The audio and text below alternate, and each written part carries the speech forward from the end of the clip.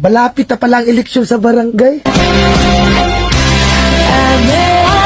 Marami na naman tayo makakasalubong na tao na bigla ka na lang ngingitian kapag nakita ka sa daanan. Yung suplado at hindi mo malapitan yung may problema ka. Tapos ngayon, sila na yung unang maglalambing sa'yo at babatiin ka. Wow! Plastic ang ugali. Oh no! Tatakbo ka ulit ng pagkakapitan at konsehal ng barangay nyo. Wow! Tapos wala naman kayong magandang nagawang proyekto sa barangay nyo. Mahiya naman kayo. Tapos magtatanong kayo kung ilang buntante sa isang bahay. Pero nung panahon ng pandemic at ayuda, isang ayuda lang sa isang bahay.